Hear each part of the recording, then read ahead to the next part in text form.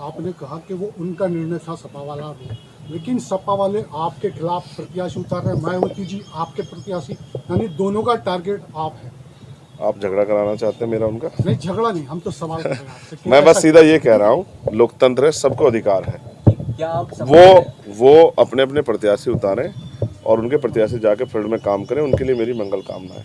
लेकिन हम इस नगीना की जनता के लिए काम करेंगे, क्योंकि नगीना ने बहुत लोगों को मौका दिया। नगीना के बारे में किसने नहीं सोचा, बिजनौर के बारे में किसने नहीं सोचा। आपका मुकाबला सपा बसपा या बीजेपी किससे रहेगा? मेरा मुकाबला तो मुझसे खुद से है। जितनी मेहनत करूंगा उतना ही समर्थन लोगों का मिलेगा। पे क्या मीम से आप हाथ मिलाने जा रहे हैं? मीम के साथ चुनाव लड़ने? अगर कुछ किसी से हाथ मिलेगा तो आपको पता लग जाएगा। कोई काम बंद पर्दे में थोड़ा ही होता है, ये तो लोकतंत्र है। जैसे मैं आपको सवालों का जवाब दे रहा हूँ, ऐसे जो भी कुछ होगा आपके सामने आएगा। अभी तो यहाँ के जो किसान हैं, नौजवान हैं, बहन बेटियाँ हैं और तमाम जो गरीब वर्ग के लोग हैं, उनके हितों के लिए आज़ाद समाज पार्टी संकल्पित है।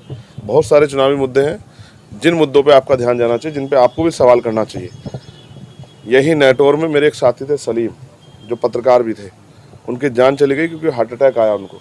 जब मैं उनके घर गया मिलने के लिए तो उनके परिवार के लोगों ने मुझसे कहा कि कभी यहाँ के नेताओं ने नहीं सोचा कि यहाँ भी एक अच्छा हॉस्पिटल होना चाहिए जिससे कि यहाँ के लोगों की जान बच जाए।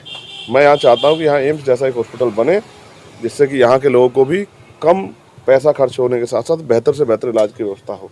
जिस तरह से रोशनाबाद हरिद्वार में उद्योग धंधे लगे हैं, भगवानपुर में उद्योग धंधे लगे हैं, लाखों नौजवानों को रोजगार मिला है, बहन बेटियों को, भाइयों को, यहाँ पर भी उद्योग धंधे लगे, इनको भी रोजगार मिले। क्योंकि बिजनौर का आदमी पूरे देश में जाकर काम करता है। किसी स्टेट में चले जाओ आपको बिजनौर का आदमी मिल जाएगा। तमाम तरह से जो है किसानों की फसलों पे जाकर देखो किस तरह डाका पड़ रहा है हमारा पशुओं का, कोई पूछने वाला नहीं। गुलदार का समस्या मैंने आपको बताया, परसों ही 2 किसानों पे हमला किया, 450 टाँके लगे, कोई पूछने कहने वाला नहीं। और जिस तरह से अब सरकारी दफ्तरों में घूसखोरी हो रही है, गरीब आदमी जाते हुए डरता है। कई जगह तो कई ऐसे अधिकारी हैं जो थाने में जहाँ सुनवाई नहीं हो रही है, गरीब जनता परेशान है। मनरेगा का पैसा नहीं आता, मनरेगा में काम भी नहीं मिल रहा, मजदूर परेशान है, न्यूनतम वेतन नहीं मिल रहा है। तमाम तरह की जो समस्या है, ये तो बुनियादी है ही, लेकिन राष्ट्रीय स्तर पर भी जो समस्या है, सब पे यहाँ से मिली हुई ताकत का जो है लाभ हम जनता के लिए उसको काम करने का हम लोग करेंगे। चंद्रशेखर जी, उपचुनाव में खतौली में आप लोगों ने समर्थन दिया था गठबंधन को, उसके बावजूद आप लोगों को टिकट यहाँ पर नहीं, आपको गठबंधन ने कोई समर्थन आपको नहीं मिला, इसमें क्या कहना है आपका? हम हर उस व्यक्ति के साथ खड़े हैं जो भी देश बचाना चाहता है। देखो, मैंने एक बात आपको स्पष्ट कर दूं, पहले दिन से मैंने कहा, क्योंकि जब मेरे ऊपर गोली चली, 4 गोली चली, किसी सदन में आपने नहीं सुना होगा किसी भी नेता ने ये कहा हो कि भाई अगर वो चाहते तो सरकार को ही घेर लेते, कि भाई कानून व्यवस्था आपके यहाँ बहुत बेकार है, जितने लोगों का नेतृत्व कर रहा है उसी पे गोली चल रही है, आम आदमी का क्या होगा। तो किसी सदन में आपने नहीं सुना होगा जब मेरे जैसे व्यक्ति पे चली गोली के लिए कोई आवाज़ नहीं उठाता। अभी यहाँ रामपुर में एक दलित समाज के बच्चे को गोली मार दी पुलिस ने, उसका भेजा उड़ गया, सोमेश नाम के बच्चे का, और उल्टा पुलिस ने पीड़ित महिलाओं पर मुकदमा कर दिया। किसको तकलीफ हुई? यहाँ जिस तरह से नेटवर्क में सलमान को गोली लगी थी, जिस तरह से महिला पहलवान बेटियों का प्रकरण हुआ था दिल्ली में, जिस तरह किसानों का आंदोलन हुआ, किसको तकलीफ हुई? ये तकलीफ चंद्रशेखर आजाद के दिल में है, क्योंकि वो इसी वर्ग से आता है। वो एक प्राइमरी स्कूल के मास्टर का बेटा और किसान परिवार से आता है। वो गरीबों के दुख को समझता है, वो गरीबी से निकल के आया है, इसलिए इनकी लड़ाई लड़ना मेरी जिम्मेदारी। तो उन्होंने मुझे समर्थन नहीं किया, उनका धन्यवाद। देखो, अगर आदमी के रास्ते में गड्ढे ना आए तो वो कूदना कैसे सीखेगा? तो उन्होंने मुझे कूदना सिखाया, तो मैं कूदना सीख गया और अभी मैं मेहनत कर रहा हूँ। विश्वास करो, मुझे ऐसी उम्मीद नहीं थी कि इतना प्यार यहाँ की जनता देगी। जिस तरह मुझे बताया गया था कि नगीना वो धरती है जो सबको मौका देती है, उस तरह का मौका मुझे यहाँ के लोगों से प्यार और आशीर्वाद के रूप में चंद्रशेखर जी, एक आखिरी सवाल है। बदायूं में अभी एक कांड हुआ है, 2 लड़कों की गला काट कर हत्या कर दी गई है, आपका बयान उसमें नहीं आया। अब मैं फील्ड में हूँ, आपके सामने 1:30 बजे जाता हूँ, 2 बजे। अभी आपने बुलाया ना, अब आप बताओ। मैं बिल्कुल कह रहा हूँ, कोई भी अगर अपराध करेगा तो अपराधी को सख्त से सख्त सजा मिलनी चाहिए। लेकिन आप ये तो बताओ कि ये भारतीय जनता पार्टी की सरकार देखिए जिसमें सरेआम गले कट रहे हैं। मुख्यमंत्री तो कह रहे कानून व्यवस्था बहुत अच्छी है। मैं फिर आपको कह रहा हूँ, ये जो सरकार है ये किसी की सरकार नहीं है, ये तो चंदे और धंधे वालों की सरकार है।